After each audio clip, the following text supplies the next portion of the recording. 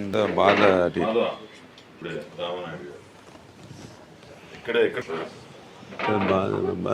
ధైర్యంగా ఉండండి మరి,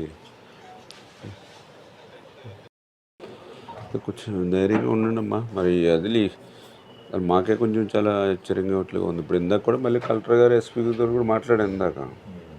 ఎస్పీ చూస్తున్నారు అది వెళ్ళి రిస్క్ టీమ్స్ అన్నీ పెట్టి పర్ఫెక్ట్గా చేస్తున్నారు. కానీ ఎంపీడీ గారి మిస్సింగ్ కేసు ఉంది కదా, అదే ఇప్పుడు మార్నింగ్ మళ్ళీ మా వెస్ట్ గోదావరి ఎస్పీతో మాట్లాడాము, మా కలెక్టర్ గారితో మాట్లాడాము. అంటే ఆ ఇన్వెస్టిగేషన్ వాళ్ళ పార్ట్ ఏంటంటే అతను ఏంటి ఇంతకుముందు ఏం జరిగింది ఏంటంటే వాళ్ళు చూస్తూ ఉన్నారు. కానీ ఇక్కడ ఈ రిస్క్ ఆపరేషన్ అంతా మీరు టేకప్ చేస్తున్నారు కదా, ఆల్రెడీ 4 days అవుతుంది కాబట్టి కొంచెం దీన్ని కొంచెం సీరియస్గానే కొద్దిగా టేకప్ చేసి కొంచెం ఆన్సర్ వచ్చేలా చూడండి. దీని మీద కొంచెం మేజర్ ఎఫెక్ట్ పెట్టి.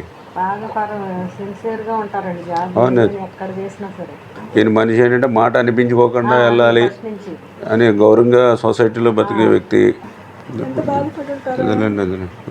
మరి మళ్ళీ ఎందుకంటే మీది హెల్త్ అవన్నీ ఇప్పుడు మనం చేయగలంత వరకు చేసుకుంటాం. మరి మనం కూడా మళ్ళీ హెల్త్ అని పిల్లల వాళ్ళు ఉన్నారు కదండి. ఇంకా మీరు కూడా కొద్దిగా ధైర్యంగా ఉంటే కొంచెం వాళ్ళు ధైర్యంగా ఉంటారు.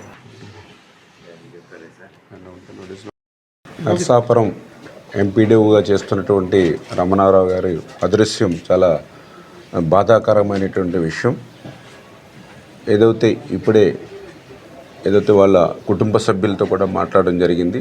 నిన్న చంద్రబాబు నాయుడు గారు కూడా స్వయంగా మరి ఫోన్లో వాళ్ళ కుటుంబ సభ్యులతో మాట్లాడి ఆ యొక్క అదృశ్యం వెనుకున్నటువంటి వివరాలు కూడా ఆయన తెలుసుకోవడం జరిగింది. అదేవిధంగా పవన్ కళ్యాణ్ గారు కూడా మరి ఆయన కూడా ఈ యొక్క విచారణ ఏదైతే ఉందో మరి సీరియస్గా తీసుకోమని ఆయన కూడా ఆదేశించడం జరిగింది డిప్యూటీ సీఎంగా. ఈ రకంగా ప్రభుత్వం అయితే ఈ రమణారావు గారి అదృశ్యం మీద వెంటనే అటు కలెక్టర్లు కానీ ఇటు ఎస్పీలతో కానీ ఎప్పటికప్పుడు పర్యవేక్షణ చేస్తూ ఉండటం జరిగింది. అందులో ఇప్పుడు కూడా నేను అటు వెస్ట్ గోదావరి కలెక్టరు, అదేవిధంగా ఎస్పీ గారితో, అదేవిధంగా ఇటు కృష్ణ ఎస్పీ గారితో కూడా మాట్లాడడం జరిగింది. ఇప్పుడు గత 3-4 రోజుల నుంచి కూడా మరి గాలిస్తున్నా కూడా ఈ వాటర్ ఎక్కువగా ఉండడం, అదేవిధంగా రైన్స్ కూడా కొద్దిగా హెవీగా పడడంతో ఆ ఫ్లోని ఎక్కడికక్కడ మరి లాకులు కూడా క్లోజ్ చేసి అక్కడ కూడా చెక్ కూడా నెట్ కూడా పెట్టి ఐడెంటిఫై చేస్తూ ఉన్నారు.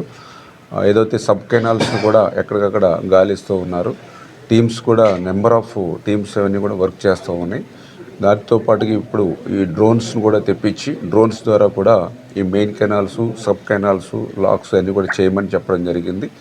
అదేవిధంగా ఇరిగేషన్ వాళ్ళకి సంబంధించి ఎస్సీతో కూడా మాట్లాడి మనకి లస్కర్లు ఉంటారు కాబట్టి వాళ్ళకు కూడా ఎక్స్పీరియన్స్ ఉంటుంది. ఆ ఫ్లో ఎక్కడ లాకులు, ఎక్కడ తూములు, ఎక్కడైనా అడ్డపడడం కానీ, ఎక్కడైనా చిక్కుకొని ఉండడం కానీ అని లస్కర్లను కూడా మొత్తం ఉపయోగించమని చెప్పడం జరిగింది. అదేవిధంగా ఎక్కడైనా కొన్ని చోట్ల ఇంకా గొరబడెక్క అది ఉంది కాబట్టి అది కూడా కొంత ఇమ్మీడియట్లీ మ్యాన్ పవర్తో కానీ లేదంటే జేసీబీ కానీ పెట్టి కొంచెం క్లియర్ చేస్తే మనం ఐడెంటిఫై చేయడానికి అవకాశం ఉంటుంది.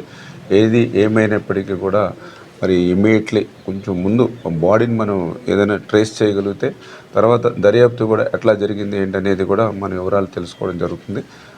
ఏదేమైనా కుటుంబ సభ్యులు కూడా ధైర్యంగా ఉండమని వాళ్ళకి చెప్పడం జరిగింది. ప్రభుత్వం వాళ్ళకి అండగా ఉంటామని చెప్పడం కూడా జరిగింది.